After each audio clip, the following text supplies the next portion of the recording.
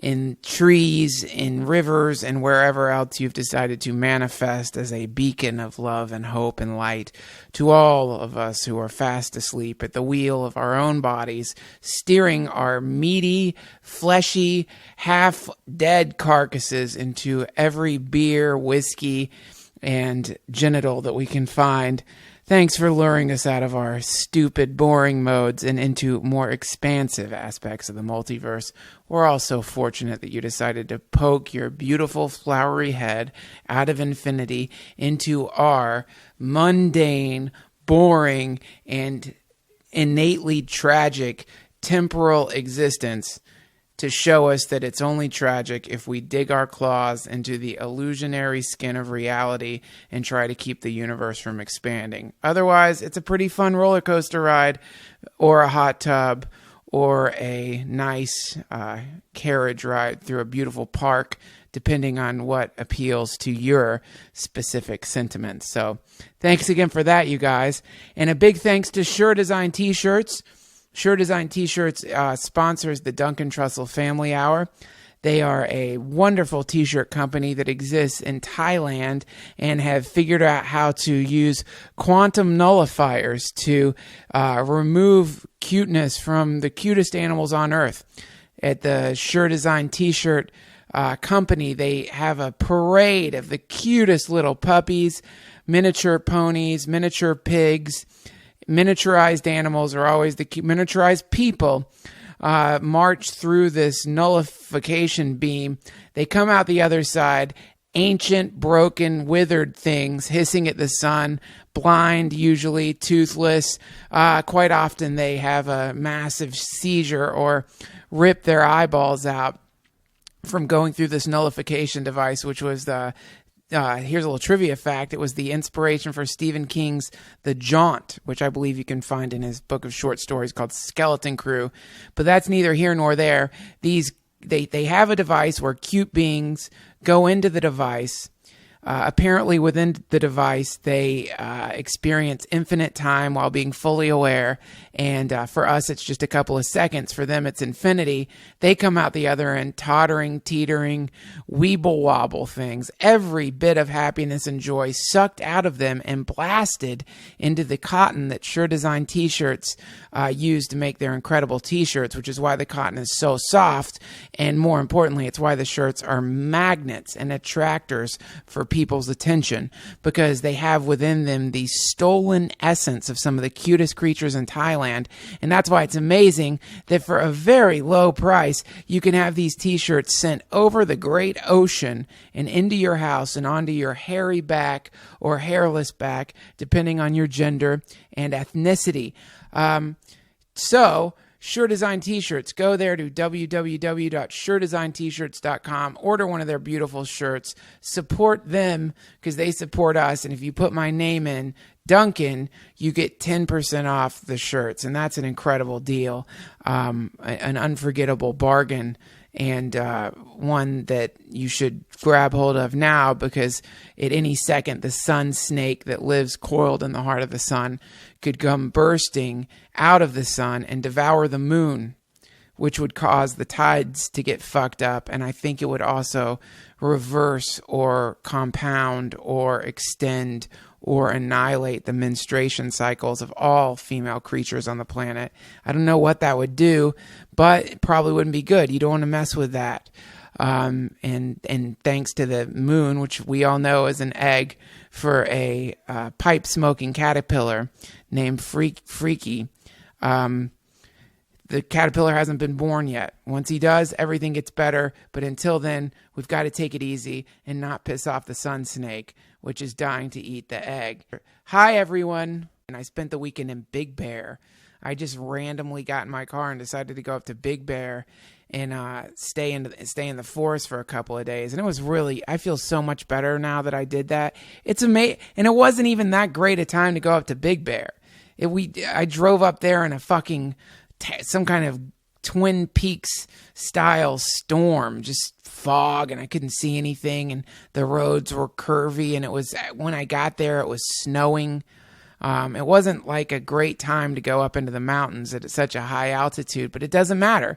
It wasn't the actual circumstances. It was the fact that I randomly managed to squirm out of the thought prison that I'd created that I was going to spend the weekend in Los Angeles. And at the spur of the moment, I transformed that into a trip into the great vortex of novelty that lays just outside the walls of your prison that you've created for yourself, always waiting for you to dive into it. So don't hesitate anymore when you get a chance to do that stuff. If you don't hesitate, just do it.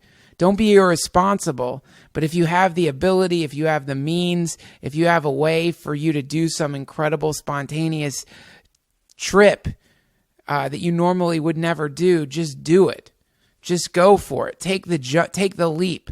You'll always be rewarded. That's the crazy thing. Even if it sucks, even if you end up way, way, way, way up above sea level in some urine-stained cabin with snow blowing outside and the fireplace malfunctioning and smoke billowing into your room as you try to read or relax, it's still cooler than being in that stuffy, musky old sock of a life where you're curled up like some foot mite in the oily folds of your old sock, just suckling away at comfort and normalcy when you could be drifting in the winds of freedom and novelty. It's better. It's always better. Comfort's a plague. Comfort is a malarial Indian blanket that we wrap around ourselves, desperately trying to shield us from the winds of conflict and change that blow around us. And for a little while, a blanket soaked in malaria, a blanket soaked in plague, a blanket soaked in smallpox. I guess you can't soak a blanket in malaria because that comes from mosquitoes, but a smallpox blanket, that's what comfort is. It's a festering bacterial blanket that you pretend is shielding you from the winds of change. And maybe it is, but during that entire time, you're getting a deadly psychic disease that's worming its way into every pore of your body and gnawing at your pleasure centers, creating parasitic bits of your personality that have broken away from your main self. And that's when you end up with these behavior patterns where you look at the hand bringing the cigarette to your lips and you feel yourself inhale that toxic smoke and you think to yourself, who is this? What am I doing? Who is that? What are you doing? It's you. It's just a broken off, fragmented part of you that's gained its own consciousness and awareness and is controlling the better part of yourself. It's what I call the meat body, the disgusting, hairy, angry animal that lives inside all of us, desperately waiting for us to lower our guard just long enough so it can pull our cocks out and start jerking off to low-level porn, to start pouring booze into our mouth and start stealing things and start eating shitty food just because it's all it knows. And that's the war that we're up against. That's the real war. The war is not with the Taliban. The war is not with Al-Qaeda. The war is not with Iran. The war is with the stinky, mealy, meat body, maggot, monkey thing that lives inside all of us and only wants to come and eat. That's the battle. We've got to get that thing whipped into shape, transform it from a fat, dopey old pale silly thing into something that resembles Bruce Lee and is there to help us and not hinder us on our great journey towards happiness and towards the far shores of the multiverse where we get to exist in some form of nirvanic paradise for infinity. We're a long way from there, it's true, but with people like Daniele Bolelli existing in the world, I think we're gonna get there faster than we think. But before we get going, let me say thank you to all of you who've been supporting this podcast with your generous donations and with your purchases of t-shirts and posters from the Duncan Trussell Family Hour shop. You guys are keeping this thing afloat. and prosperous, and I can't thank you enough for it. It's the most incredible thing ever to know that you people are out there sending your energy into this thing to see what happens to it. Thank you very much. And to those of you who haven't donated or haven't bought a t-shirt yet, that's cool too. You don't have to. It's not expected. And for those of you who haven't donated, I totally understand.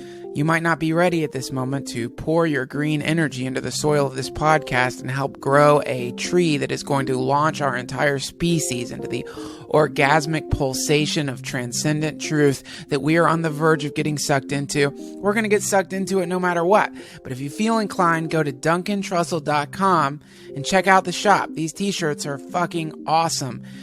They were designed by the listeners, and there's only 40 chaos posters left. For those of you who just started tuning in, we've been selling these incredible posters that show me getting possessed by my satanic doll, Lil Hobo. I only printed 666 of them, and there's only 30 or 40 of them left. So we're about to be completely sold out of these. So if you want to own a piece of chaos history, you better go to the shop now and buy one of these posters. www.duncantrussell.com. We're only printing 666 of them, and I sign each one. Posters, t-shirts, donations, all awesome ways that you can help contribute and support this podcast. And if you don't want to do any of that, that's cool too, man. I get it. But please, why not go to DuncanTrussell.com and say hello on the forum?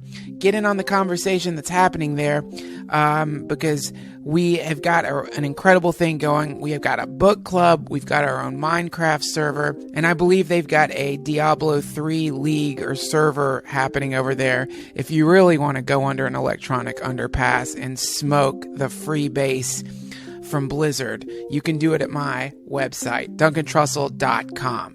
So now please send the finest distillation of your psychic love through the infinite space of the multiverse and directly into the pineal gland of this guest, Daniele Bolelli. Now please, turn your third eye in whatever part of your being generates love energy into the direction of the multiverse, where at this moment one of the coolest motherfuckers of the planet on the planet is existing. Daniele Bolelli.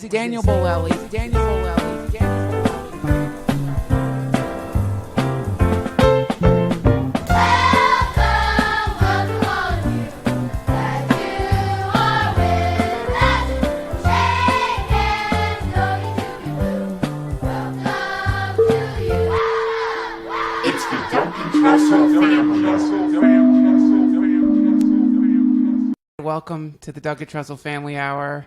Thank you so much, Duncan. Pleasure to be here. Thank you for coming over. Now, you're can you tell me a little bit about your background? You're a philosopher, an academic, a martial artist, an author, and a mystic. Are those fair labels to push upon you? I'm a crazy monkey having a good time, It's like, yeah. I hate experts in every field. Yes. Because to me, experts are what kill the joy in just about any field of life. Yes. So I know a lot about a lot of things. I don't know everything about one thing. I don't give a crap about knowing everything about one thing. So to me, any field in which I can find life is interesting. Yes. Anything that can make me happy, I'm into it. Right. So most people, I don't know why the hell people seem to like specializing in 1-2 things and that's all they ever care about. Right. I'm like, there's so much more to... I mean, I like martial arts, but still, if I talk about martial arts all day long, I shoot myself. It gets boring really quick. This is something I struggle with myself, because you'll hear two sides of it. You'll hear your side of it, which is let yourself explore everything. Right. This is a beautiful world that we're in. Why would you just hang out in 1 or 2 rides in a theme park? There's so many other things out there.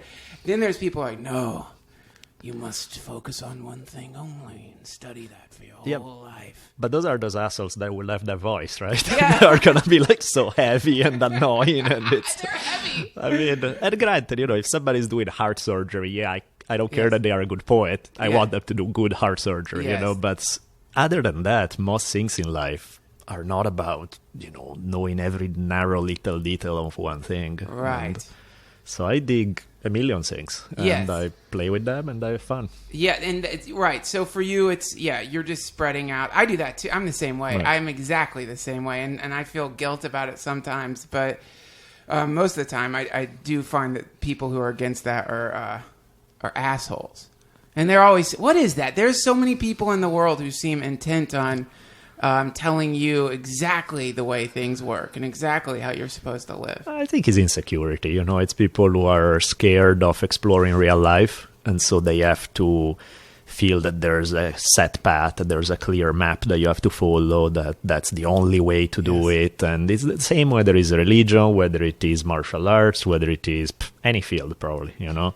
They are the people who feel lost unless they follow directions all the time. Right. And don't get me wrong, and there are plenty of people who are rushing for somebody to tell them what to do and what to believe and how to behave, because they feel lost too. And I'm like, Right. That's the other side of the coin, isn't it? It's a two-way street. Yeah, completely. You said you have this sense of wanting to be led. Mm-hmm. It's like people always wonder, I mean, why Hitler or Stalin or Christian fundamentalist or Muslim fundamentalist? They always make it sound like there's some big conspiracy behind it. People would pay in gold to become a member of these things because it makes them feel safe. It's laziness. It's totally laziness. That's what it is. It's just a form of laziness to have a leader. Yep.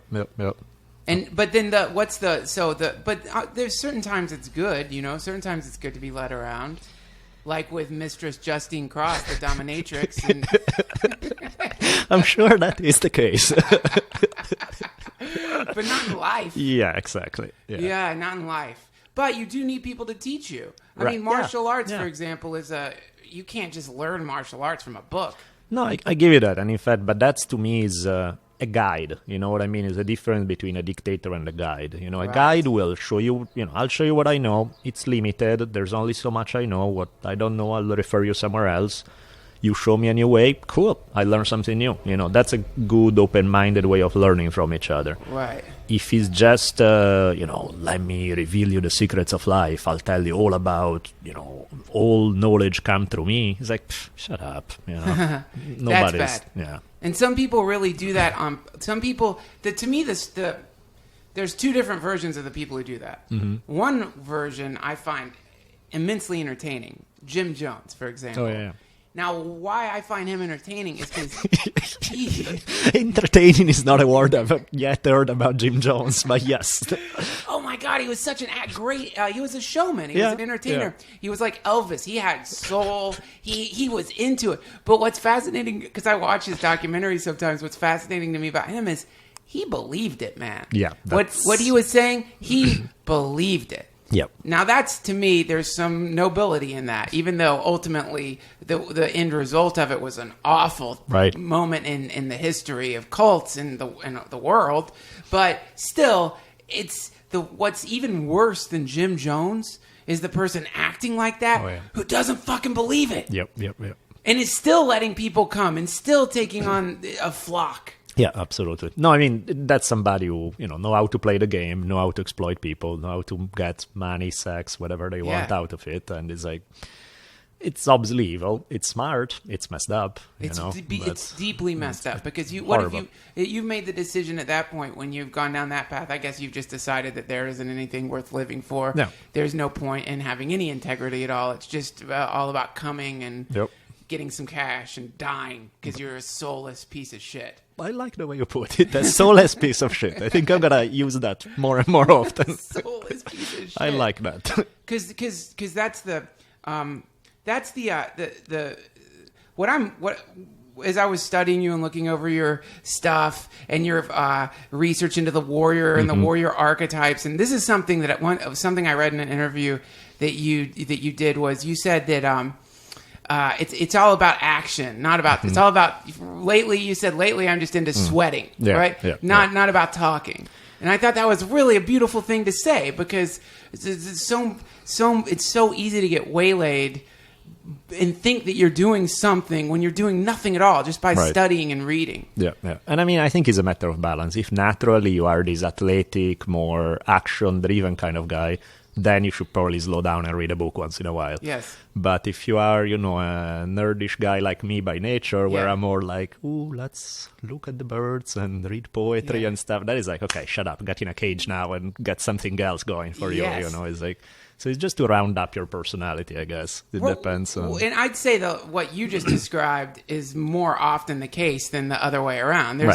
We live in the culture right now, men have become feminized, right? That's just something that we're taught. Maybe sometimes I think it's because of the divorce boom that happened, and a lot of boys got raised by their moms and were taught to be more feminine than masculine. And I mean, there's something cool about it, because the old archetype of the macho guy who would just break a beer bottle on his head and burp at every turn is not particularly attractive either. I mean, there's strength there, but there's also stupidity and lack of sensitivity and all of that. So it's like, you really need both. You know what I mean? It's like, you need to have a strong feminine side. You need to have a strong masculine side for everybody, men or women. You know the symbol of Baphomet? You know that symbol? Yeah. The hermaphrodite? Yeah. That's kind of it. And that's like the god of the new aeon that Aleister Crowley talked about, which is this balancing those two energies, because Baphomet or Baphomet? Can you help my pronunciation on that? No fucking idea. So I'll take whatever you say. So for those of you who don't know, this is a very spooky-looking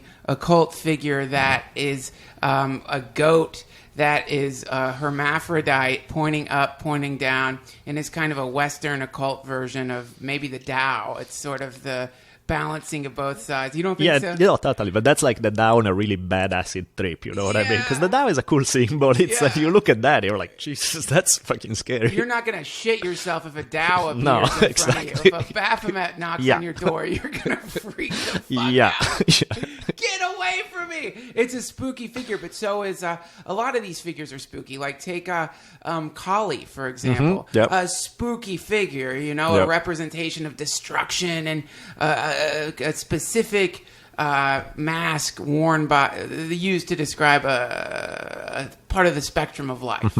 But these things this is something I think the idea of being a warrior, where it becomes important, is this is representations of conflict or the darker side of things. Yeah. Conflict isn't pretty.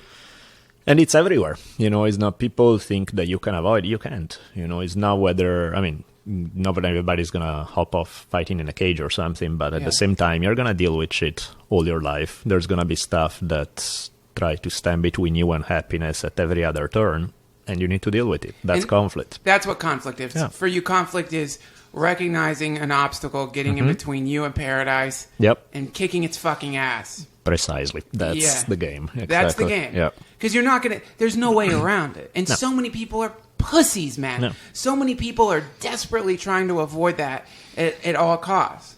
And then I understand it, because nobody likes to deal with it. It's like fear sucks, pain sucks. All of those things are awful. And yet, if you're alive, good luck, because that's the nature of the game. I'm not saying that's all there is. There's also a lot of fun, cool, relaxing, beautiful things. But you're going to deal with pain. You're going to deal with heartbreak. You're going to deal with all the ugly emotions. And either you can deal with them or they will crush you, Do you think that this is something I was wanting to ask you. Do you think that the prevalence, the growing depression rate in the world is a result of people avoiding conflict? Yeah, fucking start sweating more, It's like, and don't get me wrong, I understand when people tell me, life is so damn hard, I get it, don't get me wrong, I totally see it, I've been through plenty myself, I see it so it's not like I'm saying, look at I don't have this new age, it's all for the best or some shit like that. It's like, far from it, I get it. Yeah.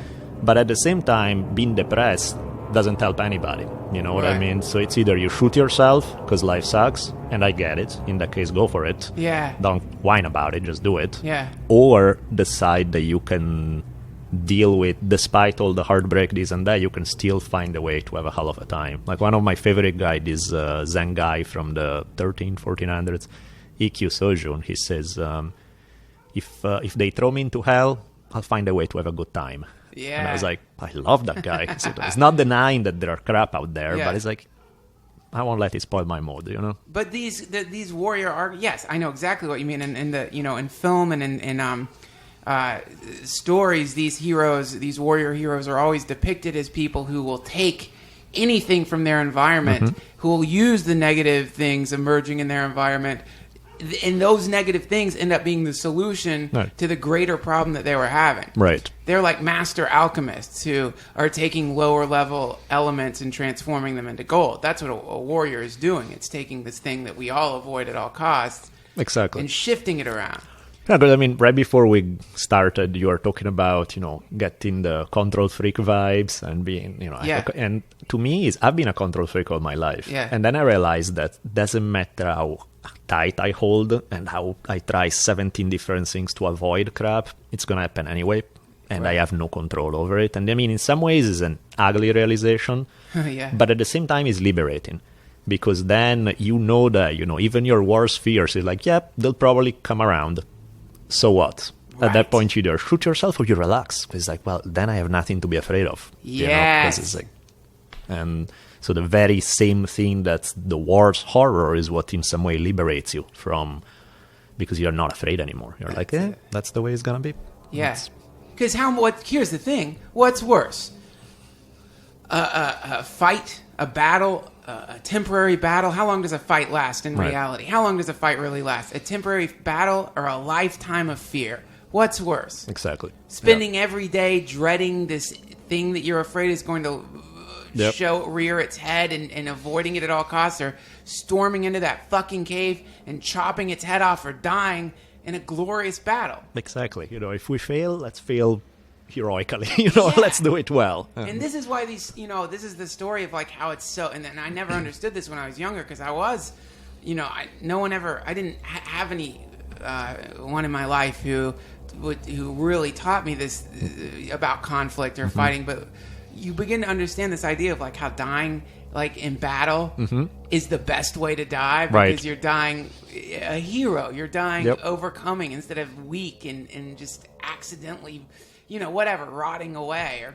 Or Valhalla, here I come. Yes. Valhalla, Hammer of the Gods, Led Zeppelin. Okay, we're going to cut real quick. One of my favorite things in the world to do is to get stoned and run on the treadmill or walk or do anything. And when I do that, I'll often put in my earbuds and listen to the Dark Tower series, which I downloaded from audible.com.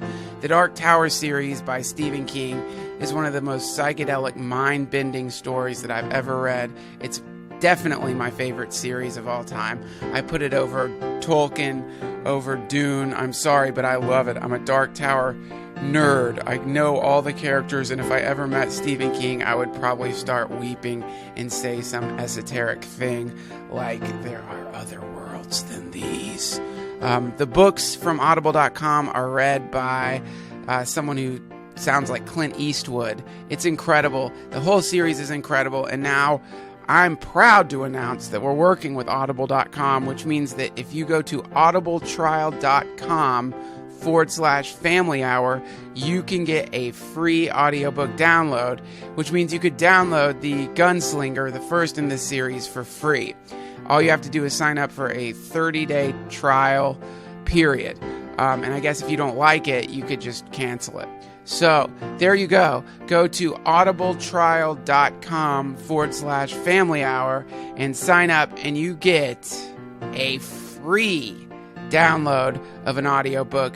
You don't have to download the Dark Tower series. You could download some other book, but I highly recommend the Dark Tower series. And if you do download it, go to duncantrussell.com and let's have a conversation about it, because I truly love it, and I'm listening right now to the third in the series, The Wastelands. So audibletrial.com/family hour. If you forget this URL, the link is going to be in the comments section of this podcast.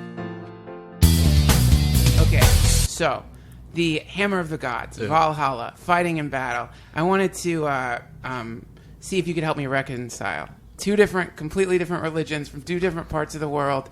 I'm going to read you from the Bhagavad-Gita. I'm sure you're familiar with this text. I want to read you the end of the first chapter and the beginning of the second chapter. So this is Arjuna. For those of you who don't know and are probably just tuning in, I talk about this text all the time. This is the the story of Arjuna and Krishna, and they're about to engage in what is maybe the greatest battle in the history of India in this story, in the mythology. Right. And Arjuna, the warrior, has had Krishna, his charioteer, bring the chariot between the two opposing forces on the battlefield of Kurukshetra, the battlefield of sacred truth, and is looking out at the opposing forces and has said to himself, or has said to Krishna, "Fuck this. I'm not going to kill people." And that is... Is that a literal quote from the Gita? Fuck this? Okay, just checking. That is the literal... I skipped on that line, I guess. People mess up the interpretation. They mess up... That's what the Sanskrit actually stood for. Actually, the actual verse, as it really goes, is, "Holy shit, are you fucking kidding me?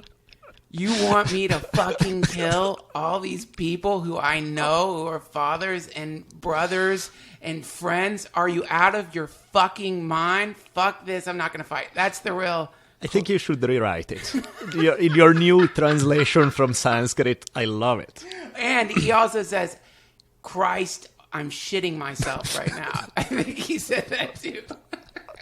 Very believable. I take that. By the way, that's just what goes through my mind when any conflict comes up. That's my conversation with Krishna. It's not this. In the Bhagavad-Gita, Arjuna says, and I'll paraphrase, "Oh Krishna, I see my own relations here, anxious to fight, and my limbs grow weak. My mouth is dry, my body shakes, and my hair is standing on end. My skin burns, and the bow Gandhava has slipped from my hand. I'm unable to stand. My mind seems to be whirling." That's exactly what happens. I'm shitting myself. Yeah. That's what it is. It's like, you start shaking. You can't believe. It's terrible to get into conflict.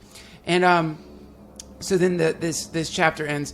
"Overwhelmed by sorrow, Arjuna spoke these words, and casting away his bow and his arrows, he sat down in his chariot in the middle of the battlefield, and that's known as Arjuna's dejection." And then Krishna responds to Arjuna, Krishna being the guide, God, the universal truth, universal principle, whatever you want to call it. He says, "This despair and weakness in a time of crisis are mean and unworthy of you, Arjuna. How have you fallen into a state so far from the path to liberation? It does not become you to yield to this weakness.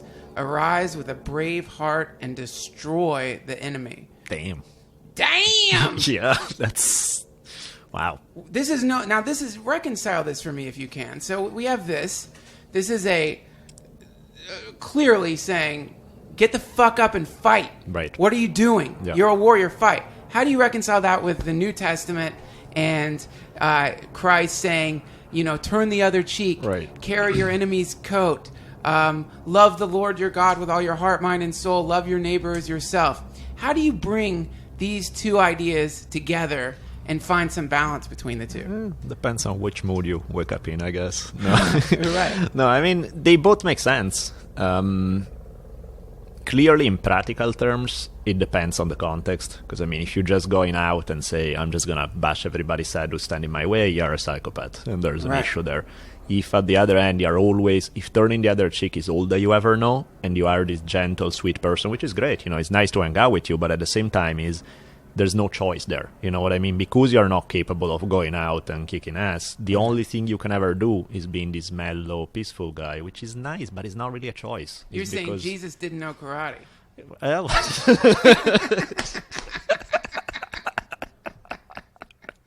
yeah, that's awesome. It's easy to say. Right? That's the easiest thing to say. When you don't know how to fight, there's nothing easier than to be like, "Oh, my brother, why would you... Oh, you fool, why do you fight? Turn the other cheek." But that means something if you know how to do a rear naked choke and send that person into oblivion in 30 seconds when you're like, you know what, I'm not going to fight. Right. And I remember there have been times when I didn't get into a fight, by the few times when I wasn't scared because probably I was too drunk or whatever. But I remember saying to somebody when, it was building up, was going there, and I just have this attitude of like, look, if you want to do it, let's do this. But at the same time, really, it's like, I want to have another drink. There's that hot girl there that I want to check out. Yeah. Really, we're going to... Okay, fine, let's go. So there wasn't that sense of fear. So the guy was like, oh shit, this guy's ready to go. Yeah. But he's showing me a nice way out. Yes. Yeah, let's have a beer together. That's better. That's It's cool. Like, if I had been apprehensive, I would have just had my face punched in, Yep. And that you would have ruined the party. Yeah, totally. So yeah, it's that. It seems like what the idea that we're talking about here is that you've got to earn it. You can't just have it. You've got to earn it. Yeah. Everything. You've got to earn everything. Yeah. You don't nothing's for free in this dimension. That's not the way it works. For any animal life, any animal species that you see, it's brutal. Like when you look at the animals being born, when you look at the what they have to go through to earn life, to earn their life, it's a combination of luck and skill, but they have to earn it. Yeah, I mean, you get this very kind of sweet, hippie idea of Mother Nature. And I mean, don't get me wrong, I love nature, it's great. But at the same time, nature is insanely brutal and merciless and can kick your ass. And that's the nature of the universe, Vicious. Yep.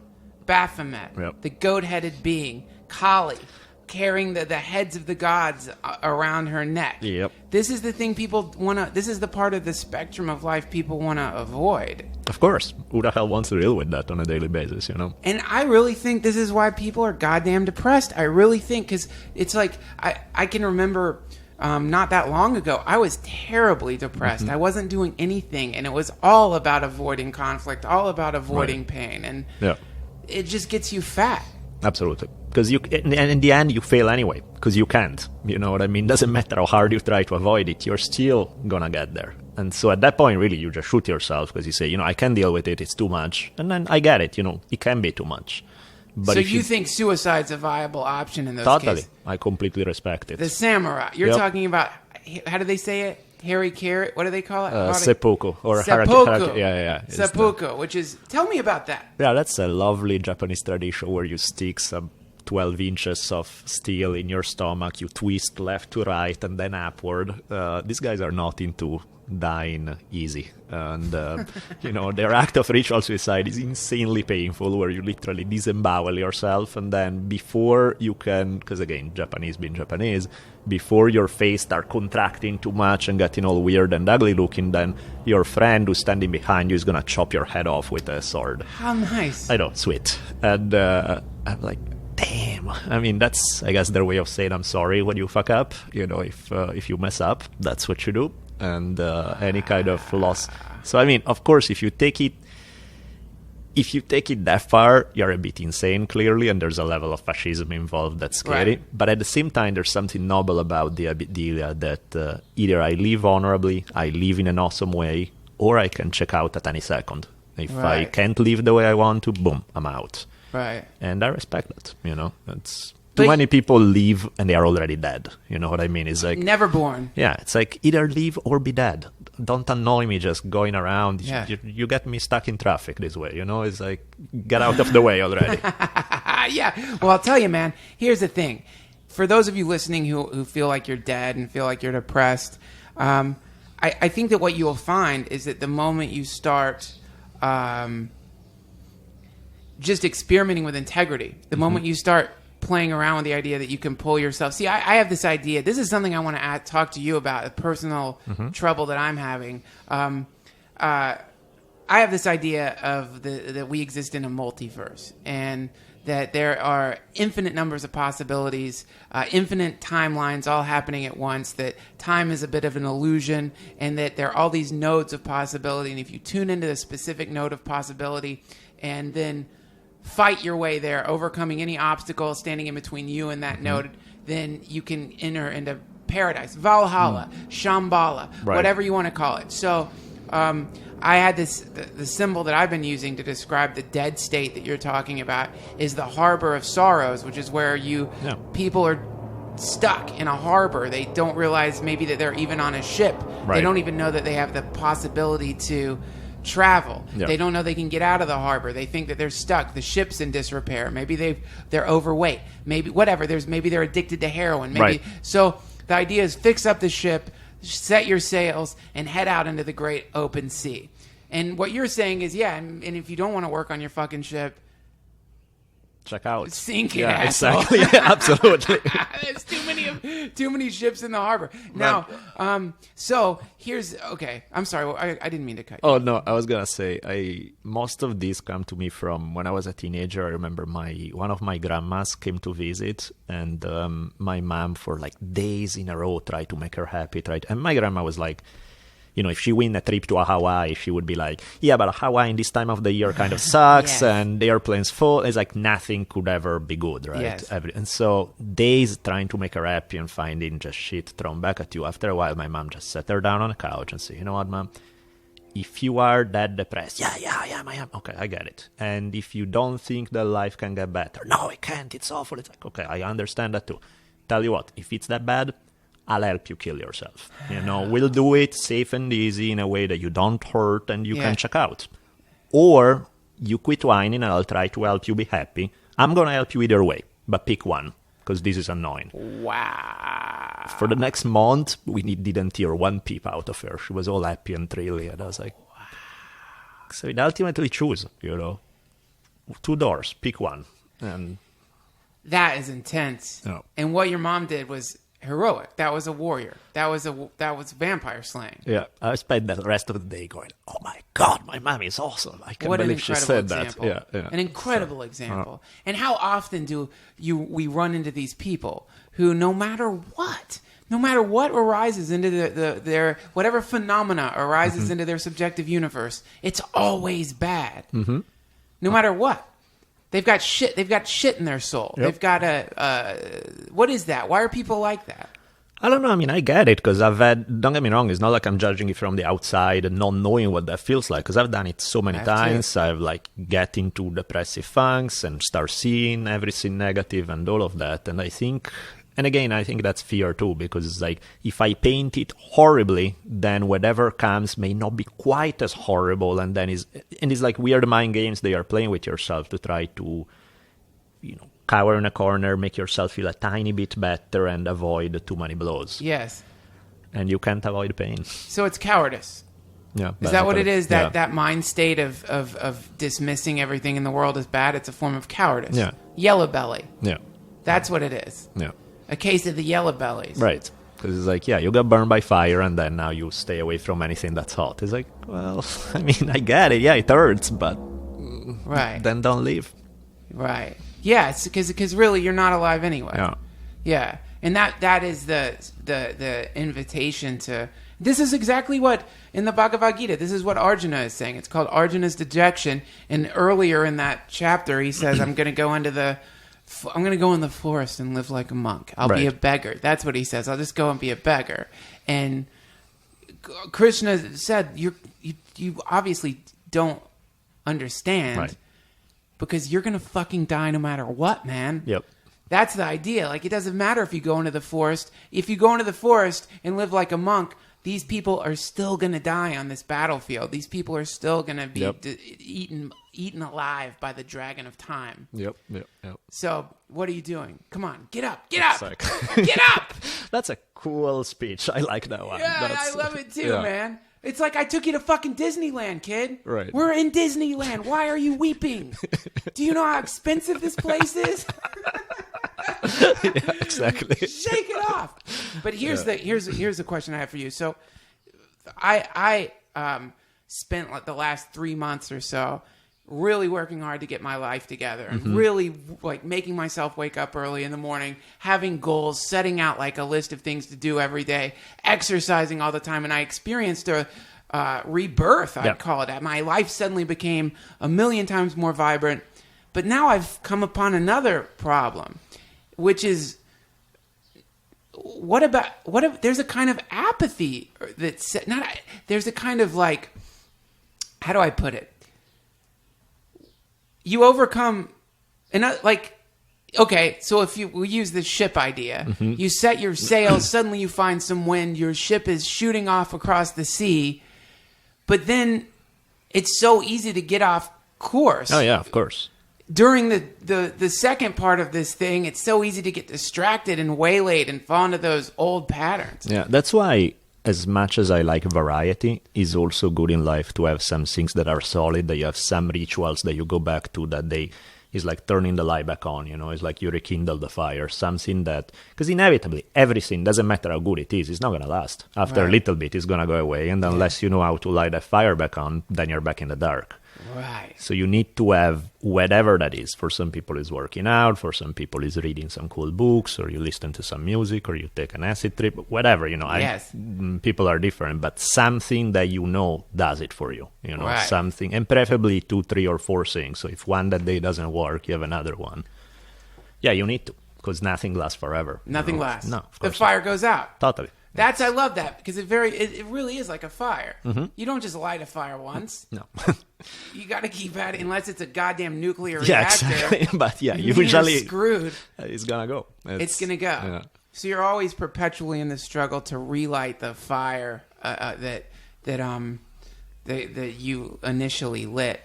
What kind of martial arts do you study?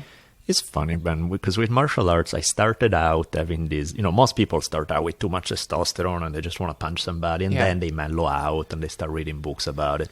I started with this very romanticized view of Zen and the martial arts, and I'm just going to meet Master Yoda, who's showing me the secrets of life, So I started out doing Tai Chi and doing my very pretty, mellow, meditative things. Yes. And then I started evolving more towards self-defense-based type of martial arts. And then even there was too much talk, because in all self-defense training, you can never really go at it, because, you can't really grab somebody's eyeballs out or something. So it's all like, this is what I would do. It's like, yeah, but how the hell do you know that that's you're going to be able to pull it off, Right. So then I started shifting more into combat sports. And so right now, main thing I do right now is grappling, boxing, MMA, basically. Jiu-jitsu. Yeah, jiu-jitsu, of course.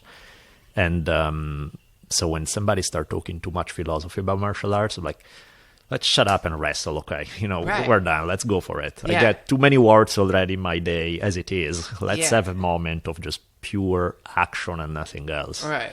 And combat sports are beautiful that way, because even you can build too much ego, because you're going to have to prove it the next time you step on the mat. And there will always be somebody who kicks your ass. So you can only talk so big, because it's not going to last very long. I took jiu-jitsu with Eddie Bravo for a little while. Awesome. And I not only did I not talk shit, because I've never considered myself much of a fighter, but he'd always pair me against the one girl in the class, because I think he thought it was funny.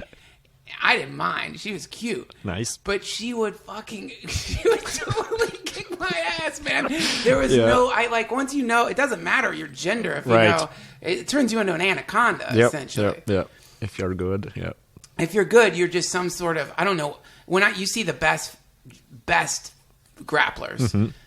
And it really reminds me of this idea of, like, no matter what arises, whatever the conflict or the obstacle arises in front of you, in this case, the other person, it's like they're shapeshifters. Right. You can warp and twist into all these different patterns and shapes instantly, fluidly. It's one of the most beautiful things to watch ever. And that's what's cool about combat sports, is that it's experience. It's not talk, it's not idealize how experience would feel like. No, you're getting a real, as raw as it is, as a real full experience, where it just, everything is going to change. So you can't have a set plan you're going to have a plan, but it's going to change in 3 seconds, because whatever the opponent gives you, you have to adapt, you have to respond, it's like a beautiful dance in a way. That's you cannot go into a fight with, 1 through 10 of what you're going to do. Right. It's all about mirroring what your opponent is doing.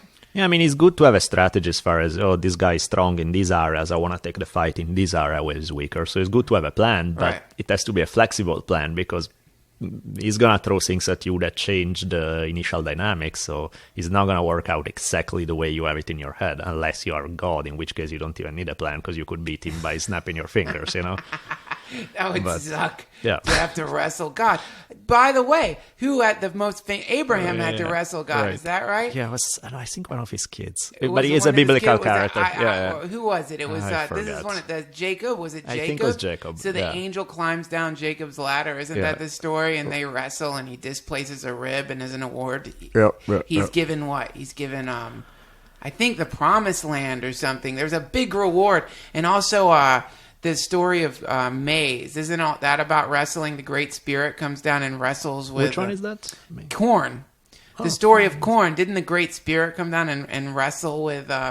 this wrestling or grappling is a metaphor for the internal struggle that we all face with existence. Right. And I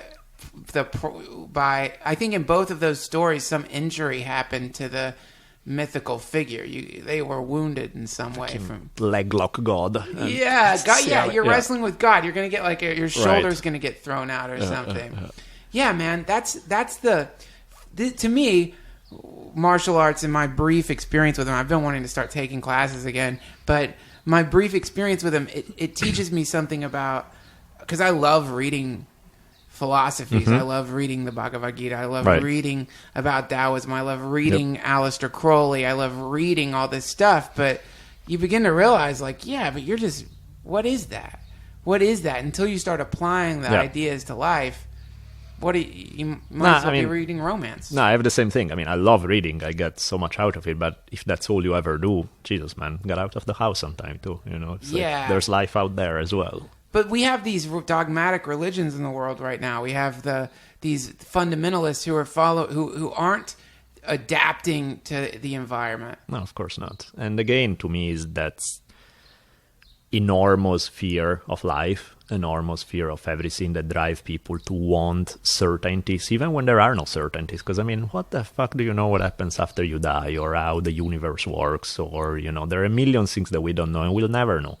And most people freak about the concept of not knowing, and so they're like, if you can't give me an evidence-based answer, then just give me some bullshit answer, because I can't deal with having no answer. So I'm gonna, some random... That's the thing, is like, again, most people imagine some strange, weird tyrant enslaving people. Most people are rushing to be enslaved. You know what I mean? It's like, please give me a dogma now that I can follow and makes me feel secure, and tuck my blankets in at night and makes me... Because it gives you answers, it gives you a sense of somebody die, you have reasons for it, you have all these explanations for dealing with grief, you have explanations to deal with your own death, you have explanation for every shit that happens to you. There's some way in which it all works out in the end. Right.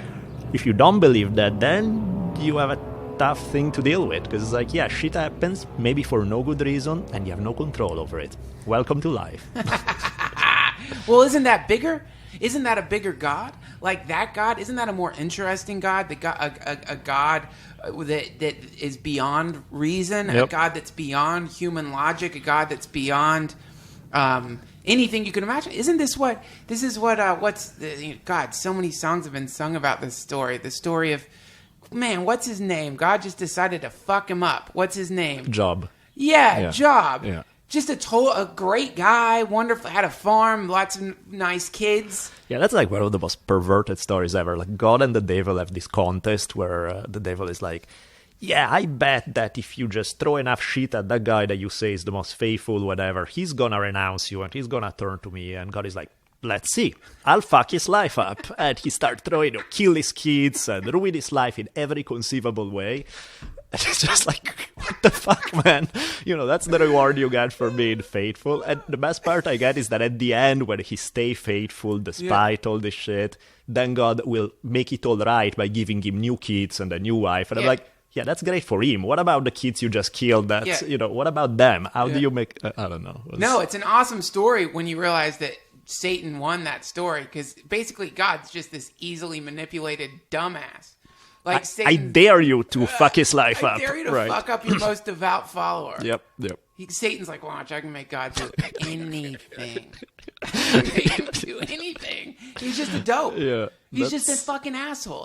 He's like throwing down. It's not just good deaths either. I believe at one point Job had been covered with sores, correct? Yeah. Like but again, as a literal interpretation, it's an absolute ridiculous, silly, moronic, idiot story about a toddler God who is in a playground with his pal and is just throwing matches at ants for fun. Yeah. But and that is, I think, that's as far as some forms of Christianity go with the story. Yeah. But I think the bigger idea of that story isn't it more like, hey, it doesn't if you're doing good because you want some reward, or you're doing good because you expect logic, right, you're going to get fucked up. Yep. You're going to get disappointed. Yep. It's not going to work. No. If that's why you, and this is the idea of like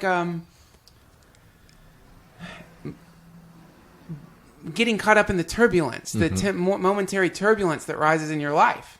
You know, if you're like, okay, I'm going to be a good person, and by good person I mean I'm going to be selfless and give out more than I take, and you do this until some conflict arises, and then you're like, no, okay, that's it. I'm just going to go back to right, because you want the reward, right? It's Yeah. like that's why I think what dogma is so appealing is that appeals to our sense of fairness. Right. There's this.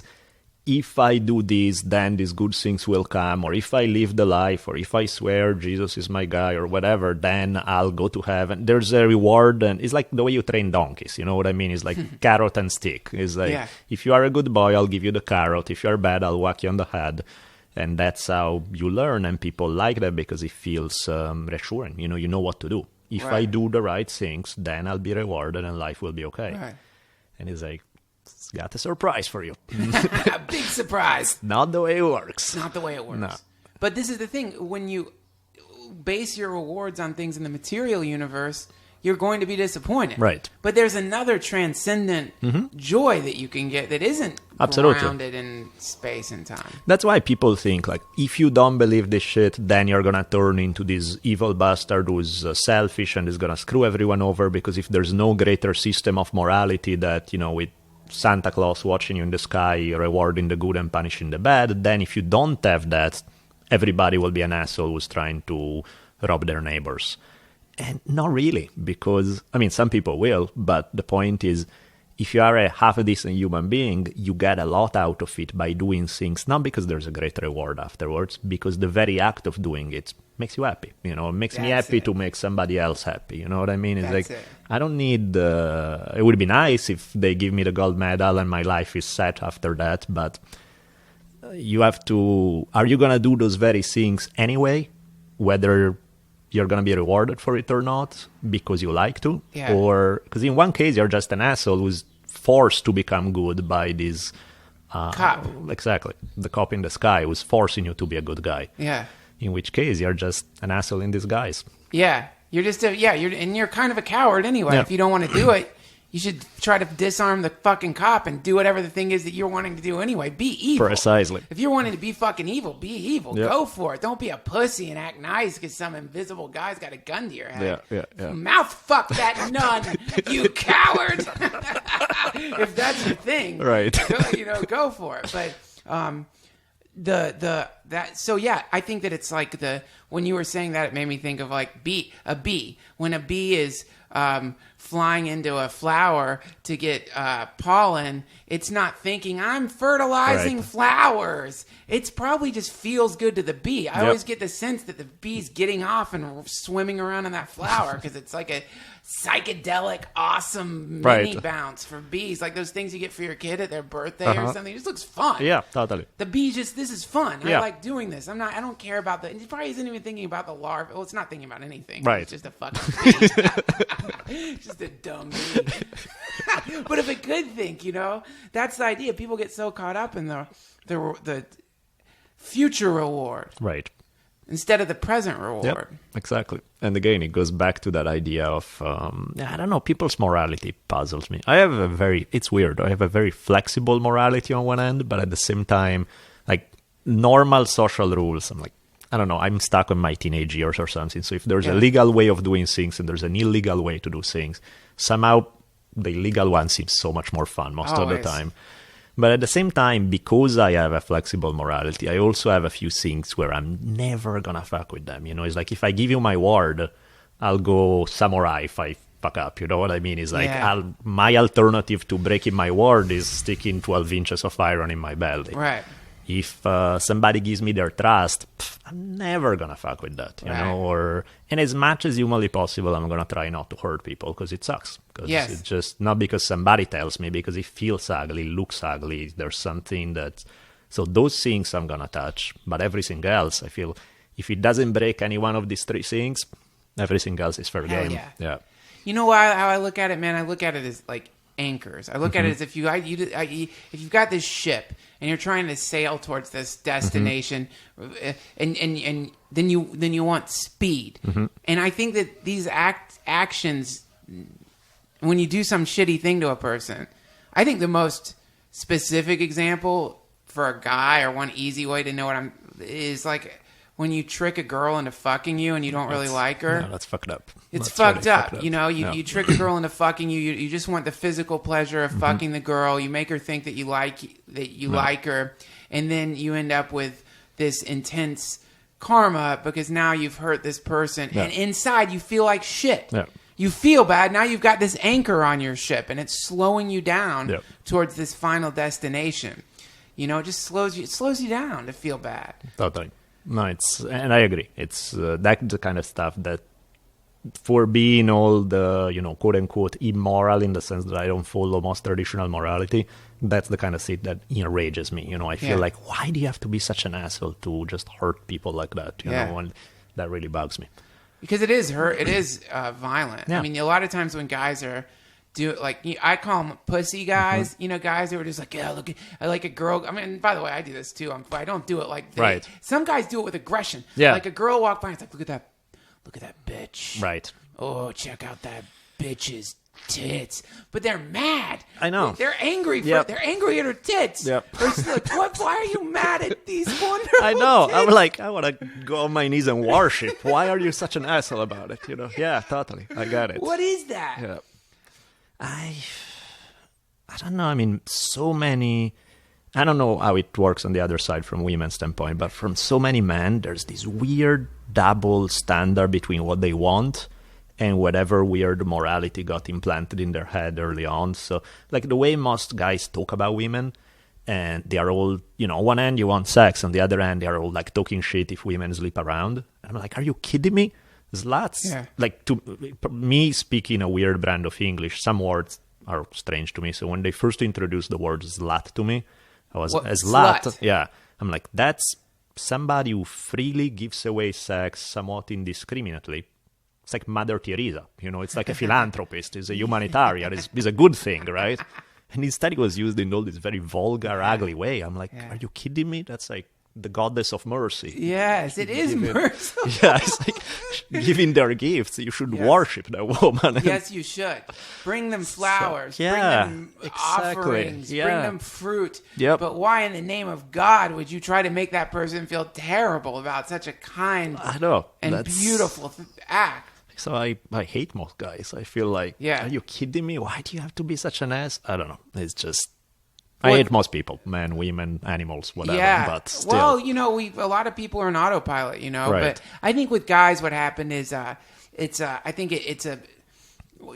when they say that in the, I don't know what, in the 1800s and before, people were smaller than they are now because they were malnourished. Right. And I believe they say in North Korea, people are much smaller because they aren't getting enough calories. No. So in the same way, I think sex is a kind of food that people need. Yeah. And there's been a famine for a lot of guys. They didn't get the sex that they needed. And so it fucked them up. People who've been starving for a long time. Right. Get fucked up. You can always tell people who were raised in families that didn't have a lot of money because they always talk about how much everything costs. Right. By the way, you can always tell people who are raised in a family that have a lot of money. I mean, me. Like, I find myself almost sometimes like a fetish, fixated on the prices of things, or I'll find my mind being like, wow, I can't believe that costs that much, or costs that much, or that costs that much. How much does that cost? How much that? How much the rent on this place? How much your car cost? How much are those shoes? All right. Always trying to, you know what I mean? Yeah. So that comes from being in a place where those numbers really meant something, you know? Of course. And I have to, and so those are the same people who give shitty tips. I've had to compensate for that by going overboard when it comes to putting stuff out. But anyway, famine damage. That's what that is, right? Right. I guess. And I don't know if it's weird imprinting as kids where they gave them shame about sex or some weird. So obviously you have a sex drive, so you're going to be all into it. But at the same time, you have been taught to feel bad about it. And so you have these conflicting things where the woman who turns you on, you're going to be, you want her and you're pissed with her. And he's Yes. like, you freak, just go to a shrink, solve your problems, Yes. and appreciate the beauty that is this freaking woman walking by, you know? It's like, go to a shrink. seriously. Well, I actually don't know that shrink will solve the problem, but whatever, you know, do whatever it is helps. to deal with your stupid crap because it's annoying. And it's, It is annoying. It is annoying.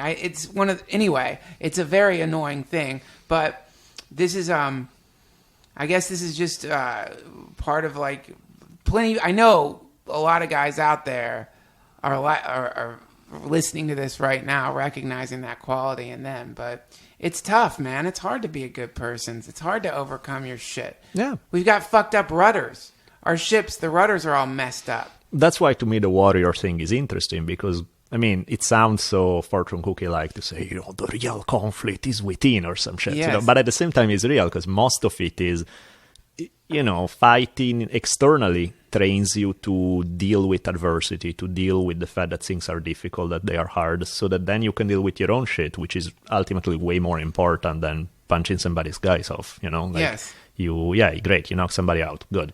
You're still an asshole. Yeah. What about, you know, instead using that same ability to fight to deal with all the crap that comes up? Because it is a fight. You know, as you say, it's not that you do things once and you solve all your problems. So No. you come to a realization and suddenly you're a sweet, nice person. You have to work at it constantly. And so you fight with it. There are daily. many rounds in Yep. this fight. Oh, yeah. And it is a wrestling match. No. I mean, hell, every day there are moments where I look at myself and I'm like, Jesus Christ, why do you have to be such a dick? Yeah. And so I'm like, okay, let me work on it. And you have to want it. And then you have to have the stamina to keep doing it because it's going to keep coming up every other day of your life. You know? You have, so in what happens for me is there will be of something that happens, whatever it is throughout the day, something will happen with a person. Mm-hmm. And I'll feel this specific emotion. The emotion is usually the emotion of a cunt. Like, you know what I mean? Like, Right. Yeah. Like, cunty, Yeah, I can relate. shitty fucking feeling of like wanting to do the worst thing in that situation. Right. But so for me, my wrestling match is not basing my actions on my feelings. Right. Right? It's not about basing your actions on your feelings. Or at least the initial superficial feeling that derives from frustration, that derives from whatever else. Because maybe, you know, the other feeling that you get is like when you say that it makes you happy to make people feel Yes. good around you or something. Yeah. That's also a feeling. And it's probably more sort of deeper and less superficial. So you get to have to get in touch with that one and squash the immediate, you cut me off in traffic, I'm going to kill you. You know, Yeah, that's right. Yeah. That's right. And that does happen. People kill people who cut them off in traffic. And in fact, one of the most disturbing 911 call transcripts I've ever seen was a woman calling 911 and saying, I just shot somebody. I just shot her. She's dying in front of me. And it was, she had road rage, chased the lady. The lady stopped. She got out of her car and shot her in the face with a pistol. Jesus Christ. Life over. Yeah. The end. Wow. Game over. Prison. Yep. You're doomed because you went off that initial feeling. Yeah. Because you can. That's why when people say, you know, be in touch with your feelings, of course, you know, that's a good thing. But at the same time, you need to choose. Some feelings you want to acknowledge and push to the side. Yes. Some feelings, yes, you want to indulge in. Not every feeling is born equal. That's right. But I think there's been this pop psychology thing where we all got taught, like, say how you feel. Right. How do you feel? Tell me how you feel. How do I fucking feel? I feel like a fucking animal. Yeah, exactly. I feel like a screaming ape in the middle of a primordial shit forest just trying to fucking strangle anything that comes near me. That's how I feel. Yeah. I don't feel like the fucking Dalai Lama. Right. I feel like fucking ripping hearts out of the chests of my enemies. That's why when I read New Agers and stuff, I mean, there's something sweet there, but at the same time, if at the same time you're not listening to Eminem, I have a problem there. You know, it's right. Like, I saw a Twitter thing maybe a month ago with Joe Rogan. Yeah. Crack me up. There was this tweet by Deepak Chopra, you know, very New Agey, Yes.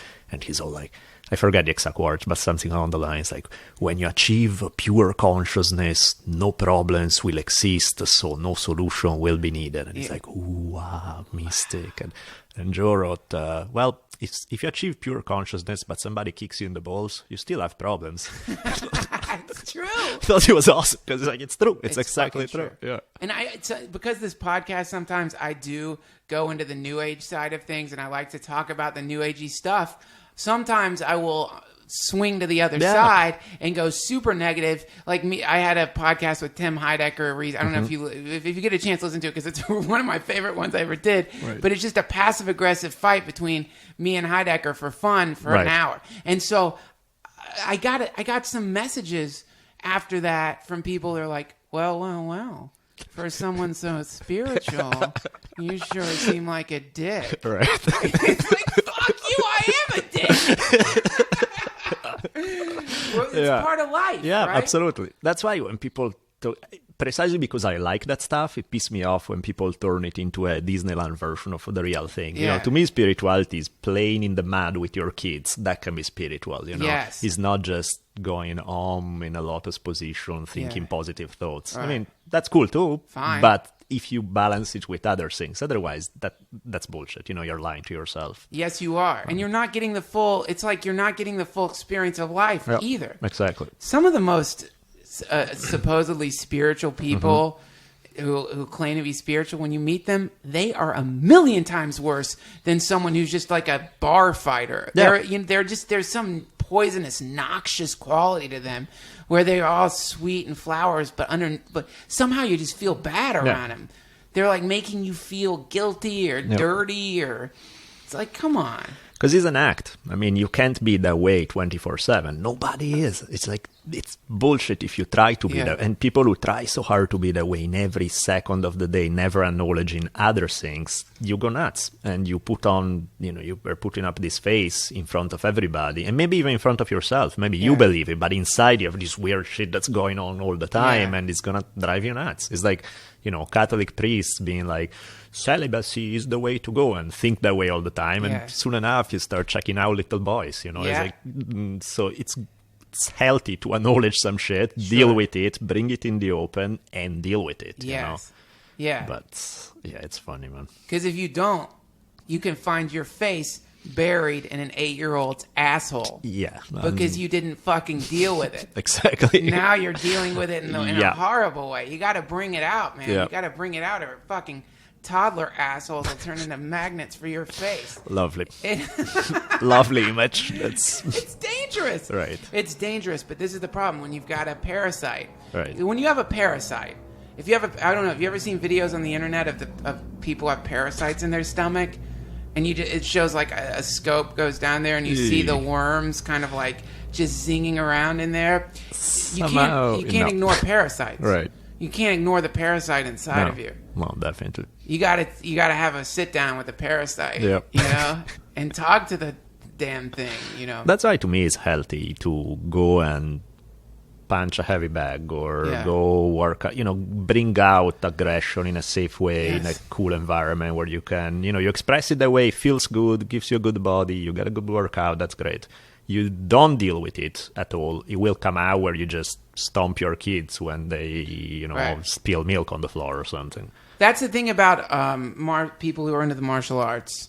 And since I go on the road with Rogan sometimes, I get to go to the UFCs. I go to the UFCs, and sometimes I get to meet the fighters. Right. And when you get around these people, outside of a few who are just terrifying no matter what, when you get around them, you forget that they're they're like deadly vipers, deadly trained people. And then you start feeling really comfortable around them. And I've fucking sassed off in a bad way to some of them before, not because I'm brave, but just because they're so nice, I forget. Yeah. I've been in my hotel room after that, all of a sudden being like, did I just say that? Right. What's wrong with you? What you totally forgot? Because they're a million times more peaceful than someone who isn't a trained fighter. Right. People who aren't trained fighters seem more likely to like haul off and punch you than fighters. Yeah, because there's all that pent-up aggression, and it's all like, it never finds a way out, and so it turns ugly. I mean, aggression in itself is not bad if you use it in the right way, but if you don't, then it kind of festers inside of you. It will fuck you up. It will fuck you up. It's a poison. Yeah, absolutely. It's like a toxic cloud or something like that. Yeah. Man, I got to start taking martial arts again. What should I start taking? I don't know, what are you into? You like punching things more? You like grappling? What's your thing? I don't know. I don't know. Making out. Making out. Is there any martial arts based around kissing girls? Or Jiu-jitsu is perfect for you. Okay, we're going to cut to a commercial. We're back. We're talking about fighting, girls, priests, Job, Krishna, Arjuna, coward Jesus. Poor Jesus. That is weird, though. Like, if you knew that Jesus could fight, Right. like if that was part of the thing where, like, instead, you know, he walks on water, great. Right. Multiplies the fish, awesome. Water and wine, cool. But if at one point he just beat the shit out of a gladiator. Yeah, that would be cool. I mean, there's something close, I guess, when he goes into the temple and he just throws them all out and shit. It doesn't have that same... baby tantrum. It's a baby tantrum. This is my father's house. This is my daddy's house. I did that once. I did that once at my house. I had some friends over. When I was like 14, I had some friends over, and my friend Brian Peeler filled an egg with water and broke it on my head. And the water went down my head, and I thought it was egg he'd put on my head, and I was in a cunty mood. I'm like, get out of my house! And nobody wrote a sacred book about you. No. How unfair. I can't do miracles. I fucking didn't get crucified. Yeah. I was just a little baby. Get out of my house. You're not welcome here anymore. That's just a rich kid. Right. This is my father's house. If you're at a party and somebody says that, you're like, all right. Yeah. See you later, idiot. Yeah. Okay. I guess I won't sell chickens here. No, I get you. You know, beating a gladiator would be more fun. Yes. Yeah, because it's like, okay, we know you can do like magic. Right. But where's the fucking claws? Right. Because it really is kind of the whole Jesus story from the literal perspective is like, I'm going to come back and beat you all up. Right. Never comes back. Right. Just splits. That's the guy who gets mad at the party and he's like, I'm going to come back.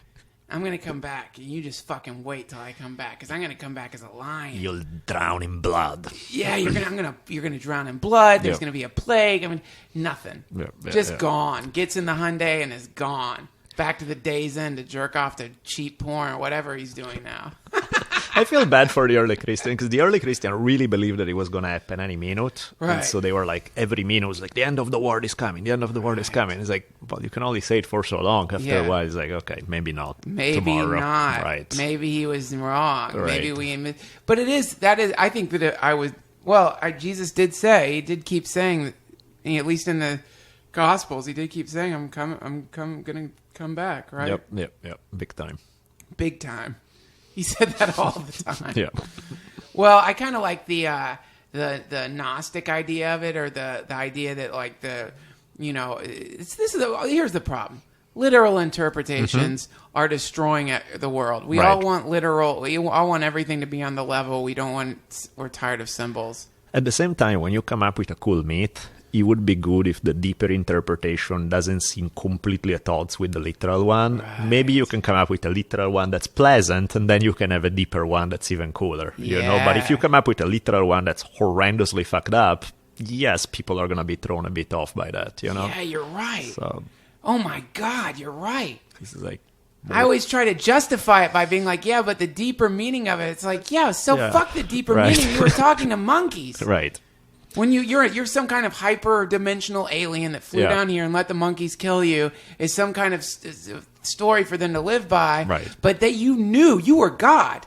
You knew they were going to turn this into a way to burn gay people or to kill witches or to enslave people. Yeah, exactly. Why didn't you make it like, all right, on the money, like we're not killing anymore? Let me spell it out for you. This is, that would be nice. This is peace. Cool. We're going to help each other and form communes and try to heal each other and work amazing miracles together. Don't turn it into something that's like, I come with a sword. And then you have to steer things, there should be Jesus 2.0, Jesus 3.0, every few years there should be a new show up. It's like, no, you guys are fucking it up. I meant it this way. Let me explain it to you again. Then you go off, they're okay for a while, and then you come back, Yeah, Bibles, like on your Kindle when it's like there's an OS update. Right. That's what Bibles need from heaven. Exactly. Like we're updating this. We didn't mean that the... Yeah, you guys fucked up again. You misunderstood this. Let me explain it again. You know, it's like, But there's no way to... That's the big problem, because we have to... See, some part of me thinks that these... it's kind of the same way that you're talking about, you know, if you can't get your life together, well, forget it. Right. Just fucking check out then if everything sucks so bad. In the same way, it feels like the way the universe works, and if the Bible or the true Christianity were an expression of this universal truth, it's not going to be for everyone. It's not going to be a sweet thing. It's just going to be, when you see the turtles get born, you know, from the eggs at the beach, some of them get immediately eaten by seagulls. Yeah. Just boom, gone. Dead, gone, but raccoons come and eat the fuck. It's not a sweet thing happening here. Not at all. You know, and so I think in the same way with that story, maybe it's not. Maybe it's like, fucking dumbasses are going to turn it into the totally wrong thing. They're not going to get any of the juice inside of it. Right. It's like a coconut. Right. Christianity's like a coconut, and fundamentalist Christians are like people licking the outside of the coconut and pretending they're drinking coconut milk. Oh, man, I love this. This is brilliant. That's good. Yeah. This is, what a delicious coconut. Just like God wanted.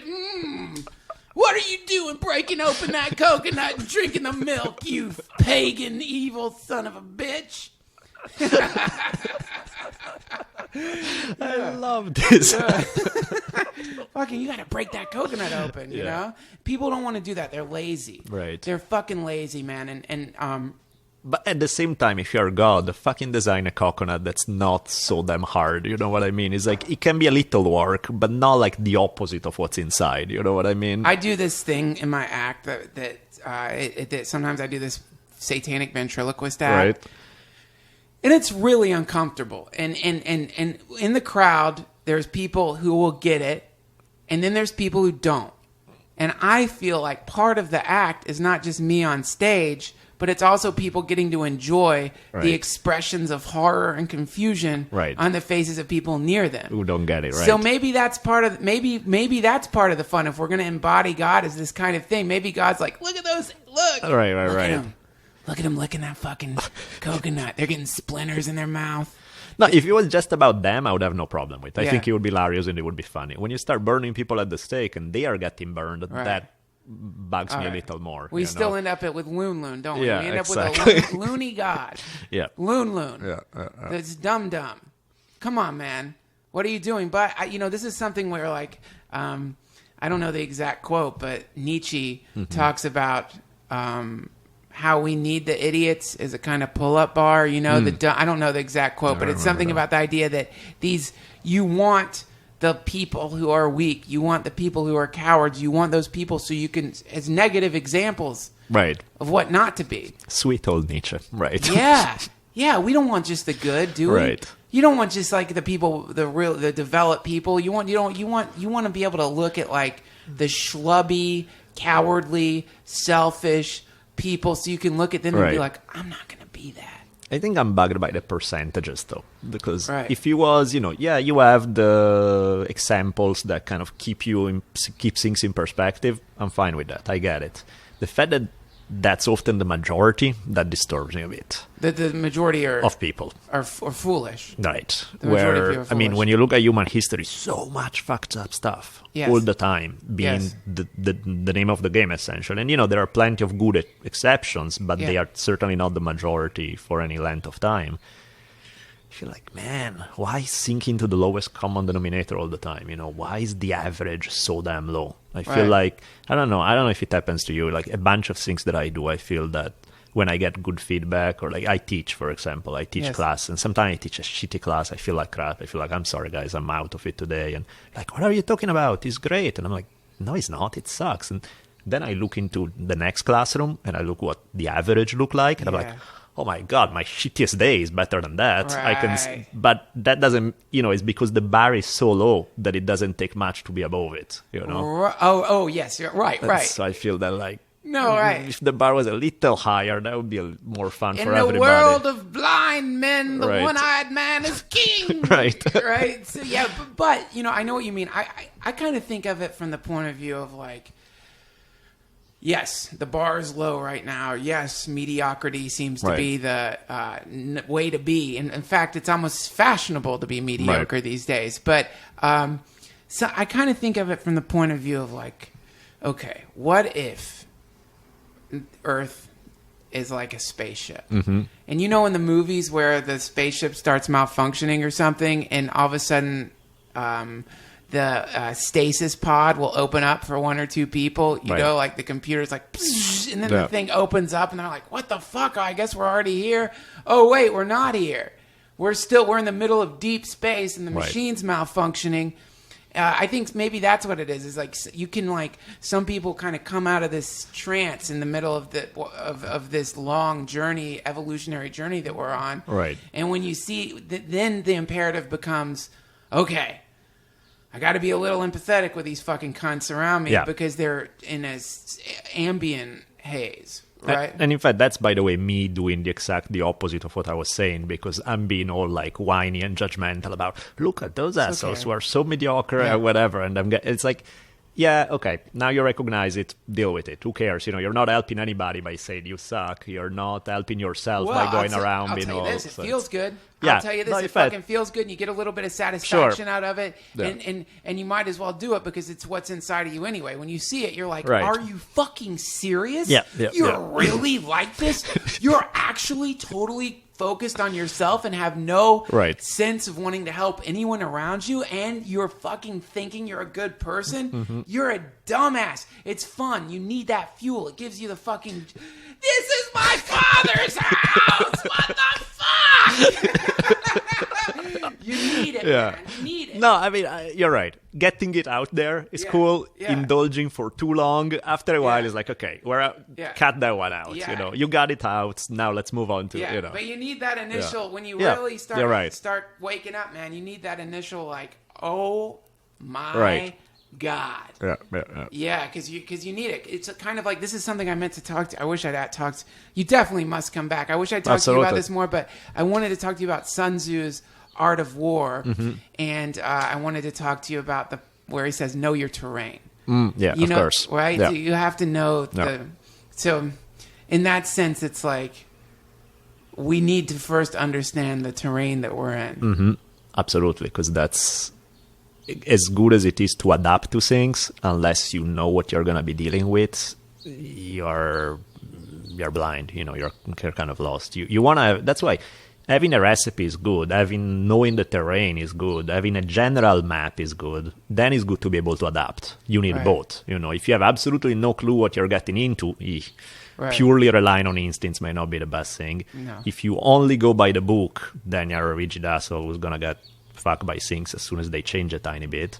You need both. You need to have instincts. And at the same time, you need to know the terrain, because otherwise you're just going in blind, and never a good idea. Never a good idea. No. That's when you get in that show, I Shouldn't Be Alive. Right, exactly. Right. So you need that, absolutely. And you need to know who's around you. You need to know the terrain. You need to know everything to come up with a flexible plan. You know what I mean? But you need to have a plan. Then you can go off the plan. It's like, I guess, when you do stand-up, you know what I mean? You kind of know where you want to go, and then you adapt it at the moment. Right, absolutely. Or this podcast, or you know. Now, how would you describe the terrain of a modern human? How would you describe if that's not too big a question, the paradigm that we're in? I would say we're in a forest of cunts.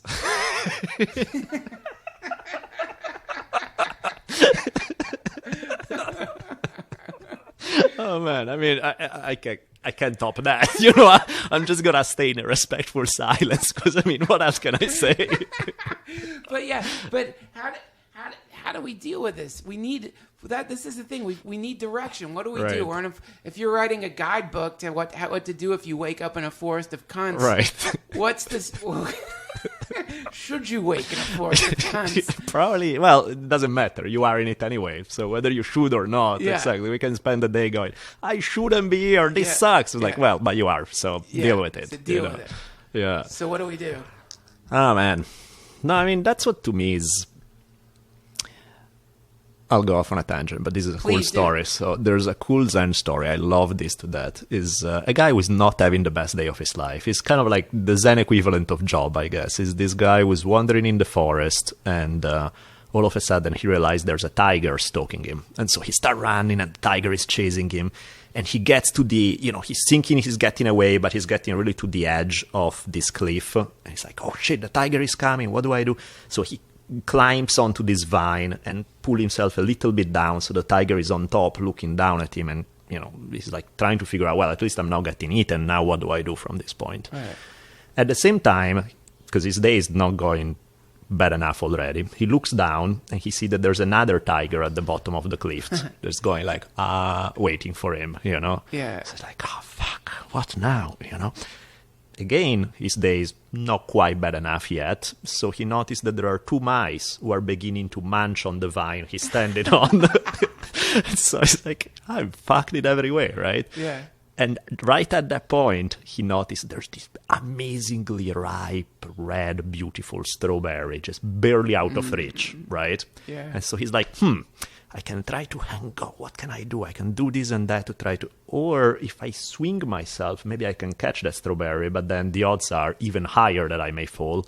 And, the whole story sets up this whole thing of what's he going to do? How's he going to solve the problem? Yeah. And the last line referring to the strawberry was how sweet it was. Yeah! That's it. I love it! And I thought it was beautiful. That's life. You're not going to find a solution. Yeah. There are so many fucking things that you're not going to find a solution to. But you can taste that damn strawberry right now, Yeah. Eat that strawberry, you guys. Eat the strawberry. Yep. And then have the mice for dessert. Thank you so much for coming on this show. I had a blast. You're awesome. the best. How can the listeners find you? Where are you? You're on Twitter. Yeah, Joe told me to get on Twitter, so I faithfully obeyed. I follow you on Twitter. What's your Twitter handle? Initial D as in Daniel, so D Bolelli, Bolelli. And I believe you have a Conan the Barbarian avatar. Yeah, I right? have a picture of Conan the Barbarian driving his axe into his enemies' skulls. Yes. So that's always good. And your book. Tell me about your book. Where can we get your book? I have a couple of books, both of them easy on Amazon. One is called On the Warrior's Path, and that's about philosophy, martial arts. Another one I did just this last year is called 50 Things You're Not Supposed to Know, Religion. Is this series, the whole thing was a series that this company, this information has 50 Things You're Not Supposed to Know. They wanted to do one about religion, so I did. That was a blast. Coming up with the titles was half the fun. I got some, I don't know, I had one day I came up with this title for one of the chapters that was, My God has bigger balls than your God. After I wrote that down, I felt like my day of work is done. I've given enough today. I'll start again tomorrow. That is funny. It's such a competition. God competitions are hilarious. Yeah. So, that's badass. I'll put links to that. Do you have a website? Actually working. I just started the other day to work on it, so I don't have it yet. It's gonna be my name, Daniele Bolelli, but it's probably gonna be up in a couple of months. Okay, cool. And you've got a podcast coming out.